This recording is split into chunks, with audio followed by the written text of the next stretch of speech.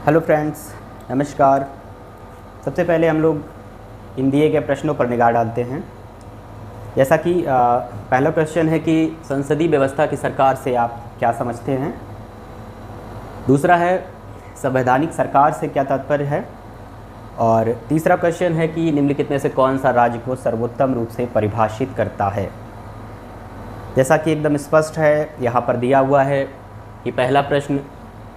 IAS की परीक्षा में यानी सिविल सर्विस प्रारंभिक परीक्षा 2020 में पूछा गया है। दूसरा क्वेश्चन भी प्रीलिम्स परीक्षा 2020 में, और तीसरा क्वेश्चन जो है वो सिविल सर्विस प्रारंभिक परीक्षा 2021 में पूछा गया है। यानी स्पष्ट है कि ये प्रश्न बहुत पहले नहीं पूछे गए हैं। बिल्कुल हाल में जो प्रवृत्ति है एग्ज़ाम की, यूपीएससी की या स्टेट पीसीएस की, जो एक टेंडेंसी रहती है कि किस प्रकार के क्वेश्चन पूछे जाएंगे, यहाँ एकदम साफ तौर पर यह दिख रहा है कि बिल्कुल सामान्य से प्रश्न है, एकदम बेसिक कॉन्सेप्ट के प्रश्न हैं और सिंपल क्वेश्चन है। यहाँ तक कि विषय की एकदम प्रारंभिक जो चैप्टर हैं, जो पहले चैप्टर दिए होते हैं, जहाँ की इंट्रोडक्शन मतलब दिया होता है विषय का, उसकी समझ, उसका अर्थ की बात की गई होती है, तो सीधे सीधे विषय के जो कि हमको सिलेबस में दिया रहता है, जो बिंदु दिए रहते हैं, सिलेबस के पॉइंट दिए रहते हैं, सीधे उन्हीं के अर्थ को पूछ दिया गया है। जैसे कि संसदीय व्यवस्था क्या होती है, संवैधानिक सरकार क्या होता है, राज्य क्या होता है यानी स्टेट क्या होता है। ये एकदम साफ संकेत है कि चाहे वो आईएएस का एग्ज़ाम हो, चाहे पीसीएस का एग्ज़ाम हो या कोई भी एग्ज़ाम हो, जो प्रश्न पूछने की प्रवृत्ति है वो हमेशा ये रहता है कि वो बेसिक क्वेश्चन निश्चित रूप से रखता है। कितनी भी कठिन परीक्षा हो जाए, कितना भी उसका स्तर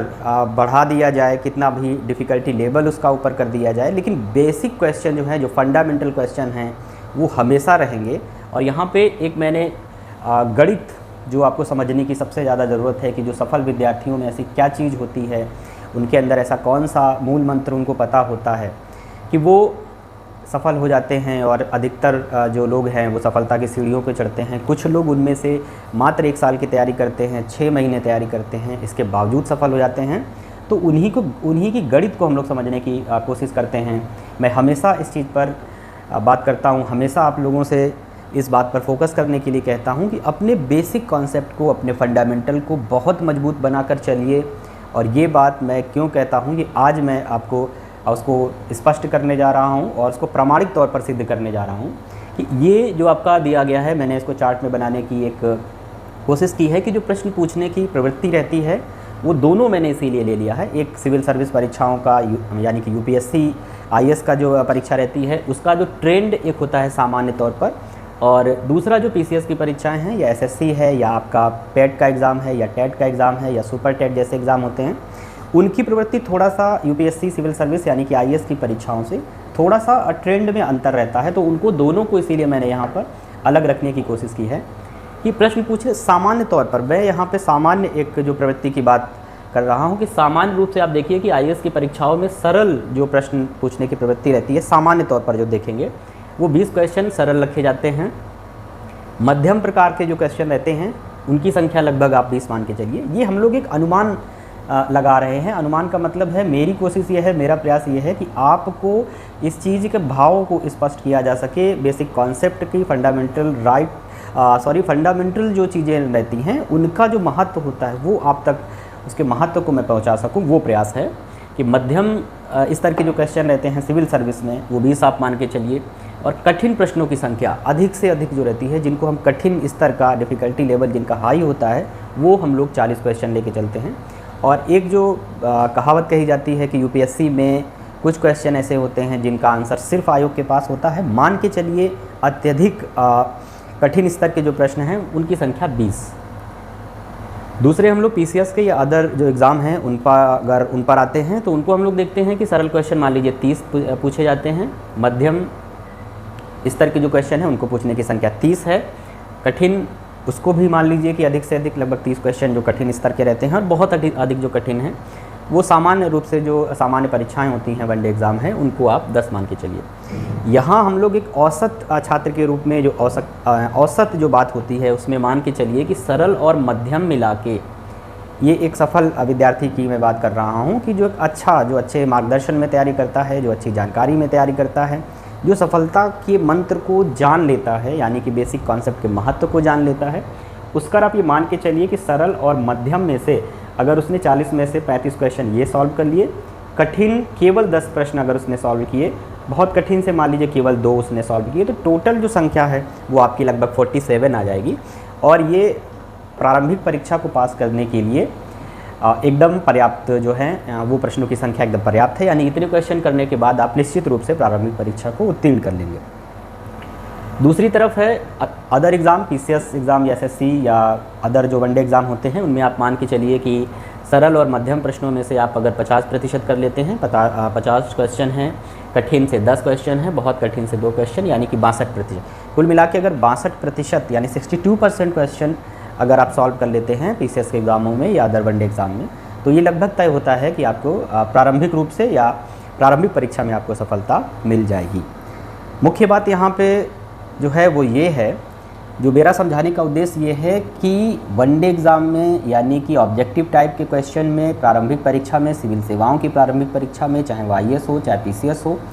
यहाँ पर सबसे बड़ी बात समझने वाली रहती है कि जो कठिन क्वेश्चन रहते हैं वो सभी के लिए कठिन रहते हैं। सबसे महत्वपूर्ण बात आपको समझने की यही है कि जो प्रश्न कठिन हैं वो सभी के लिए कठिन होंगे और उनके सही करने की जो संभावना रहती है वो लगभग सभी के लिए बराबर रहती है। और वो इसलिए कि आप सभी जानते हैं कि बहुविकल्पी यानी ऑब्जेक्टिव क्वेश्चन में 4 विकल्प दिए होते हैं, 4 में 1 सही होता है। यानी कि अगर बहुत कठिन स्तर के प्रश्न पूछ दिए गए हैं तो वो सभी लगभग जो औसत दर्जे के हैं छात्र रहते हैं वो सभी के लिए वो प्रश्न कठिन होगा और सभी के लिए 4 में से 1 सही करने, यानी कि 25% 25% संभावना रहती है अगर वो सभी लोग उसको गैस के रूप में, कुछ क्वेश्चन अगर गैस के रूप में करते हैं तो। लेकिन सबसे बड़ी बात जो समझने वाली है वो ये है कि अगर आपके बेसिक कॉन्सेप्ट वाले, यानी कि इस तरीके के जो क्वेश्चन हैं जो सीधे कॉन्सेप्ट से पूछे गए हैं, सरल क्वेश्चन हैं और बहुत ही सामान्य से प्रश्न हैं, अगर आपके इस तरीके का एक भी प्रश्न गलत होता है या कुछ प्रश्न गलत हो जाते हैं तो आप परीक्षा की दौड़ से, यानी कि सफलता की दौड़ से पहले ही बाहर हो जाते हैं। सबसे महत्वपूर्ण आज के सेशन का जो पूरा जो संदर्भ है, पूरा आज के सेशन का जो सार है वो यही है कि अगर आपसे सरल प्रश्न गलत हो जाते हैं, आपने कितनी भी तैयारी की हो, कितनी भी मेहनत की हो, कितना भी परिश्रम किया हो, लेकिन अगर आपसे सरल प्रवृत्ति के क्वेश्चन, ये मैंने इसीलिए यहाँ पर प्रश्न रखे थे कि जो कि सीधे आपके सिलेबस के पॉइंट से निकाल के दे दिए गए हैं, आपके बेसिक कॉन्सेप्ट से दे दिए गए हैं, मूल अवधारणाओं के प्रश्न हैं, आपके फंडामेंटल जो क्वेश्चन हैं, अगर आपके इस तरीके का एक भी प्रश्न या कुछ प्रश्न गलत हो जाते हैं तो आप ऑलरेडी पहले से ही परीक्षा की दौड़ से, सफलता की दौड़ से बाहर हो जाते हैं। इसी को मैंने यहाँ पर समझाने की कोशिश की है कि मान के चलिए कि ए, बी और सी 3 तरीके के छात्र हैं, उनमें क्या रहता है कि कठिन प्रश्न, जैसा कि मैंने कहा कि अगर प्रश्न कठिन है तो वो सभी छात्रों के लिए कठिन है, उसका स्तर सभी के लिए कठिन है और सही करने की संभावना भी सभी के लिए लगभग बराबर होगी। मान के चलिए कि छात्र ए, मतलब ए टाइप के जो छात्र हैं वो बहुत मेहनत करते हैं, सरल और मध्यम को सामान्य रूप से पढ़ते हैं और बहुत मेहनत करते हैं अपने अच्छी से अच्छी किताबों पढ़ने की, उच्च दर्जे की किताब, मतलब कठिन से कठिन टॉपिक को, जो कि उलझाने वाले टॉपिक रहते हैं। आजकल अधिकांश शिक्षकों के द्वारा भी, कोचिंग संस्थाओं के द्वारा भी बड़ी बड़ी चीज़ों को पढ़ाने की, उनको दिखाने की जो प्रवृत्ति देखी गई है, उसमें जो फंसने वाले छात्र हैं, मान लीजिए कि कठिन प्रश्नों को वो 10 कर ले जाता है, मान के चलिए वो अच्छा उसका परफॉर्मेंस है और वो कठिन प्रश्न 10 कर लेता है, सरल और मध्यम प्रश्न मिला के उसने 36 किए, कुल उसके जो प्रश्नों की, सही प्रश्नों की संख्या यहाँ पर 46 है। और मैं यहाँ एक बात स्पष्ट कर दूँ, निगेटिव पर्सपेक्टिव और ये सारी चीज़ें हम यहाँ पर अलग रख के चल रहे हैं, सामान्य रूप से प्रश्नों को सही करने की जो प्रवृत्ति है उस पर ध्यान देते हैं। मान लीजिए इसने कठिन प्रश्न 10 किए थे, सरल और मध्यम प्रश्न 36 किए थे, 36, और एक बी वर्ग के जो छात्र होंगे उसने भी, मतलब उन लोगों ने भी कठिन प्रश्न जो हैं उनके 10 प्रश्न सही कर लिए, बड़ी बातें हैं मान लीजिए। और इसके बाद सरल और मध्यम प्रश्न इसने थोड़ा सा और ध्यान दिया था तो इसने 37 क्वेश्चन सरल और मध्यम जो स्तर के जो क्वेश्चन थे वो 37 कर लिए, कठिन प्रश्न 10 कर लिए। इसने इसको पार करते हुए 47 क्वेश्चन कुल मिलाकर सही किए। इसके बाद एक तीसरा छात्र आता है, तीसरे वर्ग के जो छात्र मान लीजिए, जो मैं हमेशा कह रहा हूँ कि जो फंडामेंटल पर सबसे ज़्यादा ध्यान देते हैं, जो बेसिक कॉन्सेप्ट को तैयार करते हुए चलते हैं, इस तरीके के जिनके सारे क्वेश्चन सही होते हैं, वो वर्ग है सी वर्ग। इसने सरल और मध्यम वर्ग के 40 क्वेश्चन सही कर लिए। मान लीजिए कि उसने जितने भी बेसिक कॉन्सेप्ट वाले क्वेश्चन थे, फंडामेंटल के क्वेश्चन थे,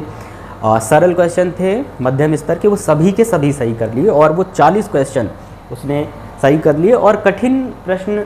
उसके मान लीजिए कि केवल 8 सही हुए। यहाँ आपको ध्यान देने की ज़रूरत है कि कठिन प्रश्न में वो पीछे हो गया, यानी कि उसने केवल 8 प्रश्न, ये बहुत बड़ी संख्या हो जाती है। यहाँ पर आपको छोटी संख्या लग रही होगी कि मान लीजिए इसको अगर मल्टीपल करके टोटल में ले लें तो यहाँ पर अगर इसको दूना करके देखेंगे 20 हो जाएगा, तो ये केवल 16 बचेगा। यानी कि इसने केवल 8 क्वेश्चन कठिन स्तर के जो थे, डिफ़िकल्टी लेवल जिनका हाई था, वो 8 क्वेश्चन केवल कर पाया। लेकिन इसने जो सरल और मध्यम प्रवृत्ति वाले जो क्वेश्चन थे, डिफ़िकल्टी लेवल जिनका मीडियम और सिंपल था, वो पूरे 40 क्वेश्चन सही कर लिए। अंतिम परिणाम हम लोग देखते हैं कि इसने टोटल 48 क्वेश्चन सही कर लिए। यानी कि इन दोनों को पीछे करते हुए अगर चयन किया जाएगा, अगर सिलेक्शन किया जाएगा तो किसका किया जाएगा? वो सी वर्ग के छात्रों का किया जाएगा। मैं यही आपको समझाने की कोशिश कर रहा हूँ और आप जब अपना मूल्यांकन करेंगे तो एकदम स्पष्ट रूप से ये बातें 100% सही होंगी। आपको प्रामाणिक लगेगी कि हम सभी, अधिकांश जो छात्र होते हैं वो सभी यही गलती करते हैं कि बेसिक कॉन्सेप्ट पर उतना पर्याप्त ध्यान नहीं देते हैं और बड़ी बड़ी चीज़ें, बड़ी किताबों के चक्कर में, बड़े कोचिंग के चक्कर में, बड़े नोट्स के चक्कर में, कठिन जो टॉपिक रहते हैं, उलझने वाले जो टॉपिक रहते हैं, उनको समझने के चक्कर में हम लोग ज़्यादा पढ़ते हैं और अंतिम रूप से फिर इस तरीके के क्वेश्चन, मैं बहुत ज़्यादा मुझे समझाने की ज़रूरत नहीं है, आप सिर्फ इस तरीके के प्रश्नों को देखिए और जिन्होंने पेपर दिया था, एक साधारण वर्ग के मैं छात्रों की बात कर रहा हूँ, उनसे आप मिलकर देखिएगा तो इस टाइप के भी जो क्वेश्चन होते हैं वो बहुत बड़ी संख्या में छात्रों ने गलत किए थे। मैं व्यक्तिगत रूप से बहुत अच्छे छात्रों को जानता हूं जो हर बार इस तरीके के बहुत ही जो बेहतरीन क्वेश्चन हैं, सामान्य क्वेश्चन हैं, उनको भी गलत करके आते हैं। यानी कि ऐसे छात्र सफलता से पहले ही बाहर हो जाते हैं और किसी दूसरे की गलती के कारण नहीं, स्वयं अपनी गलती के कारण उनको इतना बड़ा खामियाजा भुगतना पड़ता है। तो कहने का मतलब यही है कि बेसिक कॉन्सेप्ट का महत्व क्या है, ये शायद आज आप लोगों को थोड़ा बहुत समझ में आया होगा। मतलब कहने का तात्पर्य ये नहीं है कि आपको बड़ी चीज़ें, कठिन चीज़ें नहीं पढ़नी है, निश्चित रूप से पढ़नी है, लेकिन पहले अपने बेसिक कॉन्सेप्ट को बहुत अच्छे तरीके से समझने के बाद, उनका बहुत अच्छे से रिवीजन करने के बाद, उनको तैयार करने के बाद, तब आप उच्च स्तर का जो आपके टॉपिक हैं उनको पढ़िए और उनका अप्लाइड फॉर्म पढ़िए। निश्चित रूप से आपको पढ़ना है और आप ये तय मानिए और 100% इस बात को मैं प्रामाणिक रूप से कह रहा हूँ कि जब, या आप एक उदाहरण भी देख सकते हैं कि जब आप किसी टॉपिक पे, चाहे वो इकॉनमी का हो, चाहे हिस्ट्री का हो, चाहे पॉलिटी का हो, चाहे साइंस टेक का हो, जब आप उसका बेसिक कॉन्सेप्ट या उसका फंडामेंटल जो चीज़ें होती हैं पीछे से जब बहुत अच्छे हुए तरीके से पढ़ते हुए उसको आगे आते हैं, तो उसी का जो कठिन लेवल रहता है, जो उसके आगे वाला कठिन जो अप्लाइड फॉर्म रहता है या कठिन क्वेश्चन उससे निकालने होते हैं, तो आप बहुत आसानी से उनको निकाल लेते हैं। ये हम सभी जानते हैं और ये चीज़ें आप भी जानते हैं कि कठिन या बेसिक कॉन्सेप्ट को समझने के बाद अप्लाइड फॉर्म वाली चीज़ें भी आपको सरल लगने लगती हैं और ये बात एकदम तय है, एकदम तथ्यात्मक रूप से ये बात सही है और यही सफल छात्रों का मूल मंत्र होता है, यही उनका ब्रह्मास्त्र होता है, क्योंकि इसकी जानकारी उनको होती है, क्योंकि उनके पास अच्छा मार्गदर्शन होता है, अच्छी जानकारी होती है, अच्छे दोस्त होते हैं, अच्छे गार्जियन होते हैं। तो मेरी उम्मीद यही है, मेरी कोशिश यही है कि आप स्वयं अपना मूल्यांकन करिए और अगर आज के बाद अगर आप लोग भी तय करके देखिए, पिछले जो वर्ष के प्रश्न पत्र हैं उनको उठाकर देखिए, उनको सॉल्व कर देखिए, या आपने अगर परीक्षाएं दी हैं और आप लोगों से भी अगर इस तरीके की गलती होती है कि आपसे बेसिक क्वेश्चन गलत होते हैं, कॉन्सेप्चुअल क्वेश्चन गलत होते हैं, तो आपको सतर्क होने की ज़रूरत है और इस स्ट्रेटजी पर आपको ध्यान देने की ज़रूरत है। जाहिर बात है कि आप लोगों को शायद बेसिक कॉन्सेप्ट का महत्व थोड़ा बहुत आज समझ में आया होगा। मैं हमेशा इसीलिए बात करता हूँ कि सबसे ज़्यादा ज़रूरी, खासकर सिविल सेवा की परीक्षाओं में, चाहे वो IAS की हो, चाहे PCS की हो या अदर एग्ज़ाम के लिए भी, कि बेसिक कॉन्सेप्ट का महत्व ही इसीलिए होता है कि आपके अगर बेसिक कॉन्सेप्ट आपके पूरे तैयार हैं तो पूरी संभावना रहती है कि कम से कम 40% क्वेश्चन आपके सही होंगे और अगर ये क्वेश्चन आपके सही रहे, ज़्यादातर क्वेश्चन, लगभग सभी क्वेश्चन आपके इस स्तर के सही रहते हैं, तो आपकी पूरी संभावना बन जाती है सफलता में अंतिम रूप से चयनित होने की। और ये आप सभी जानते हैं कि अगर इस तरीके के क्वेश्चन आपके गलत नहीं होते हैं तो हम लोगों का सफल होना लगभग तय होता है। इसलिए मैं उम्मीद करता हूं कि आज आपको बेसिक कॉन्सेप्ट का महत्व समझ में आया होगा और इस चीज़ पर आप अपना मूल्यांकन करेंगे, ऐसी मैं उम्मीद करता हूं। इसलिए बिना भटकाव के और बिना भटकाव के, बिना भय के लग जाइए अपने लक्ष्य की प्राप्ति पर, अपने टारगेट को अचीव करने के लिए, अपने मिशन पर। तो उम्मीद है कि ये सेशन आपको थोड़े बहुत काम का ज़रूर लगा होगा, और इसी तरीके से फिर मिलते हैं हम लोग अगले सेशन में। तब तक के लिए डटे रहिए, लगे रहिए और पढ़ते रहिए। जय हिंद, जय भारत। Thank you.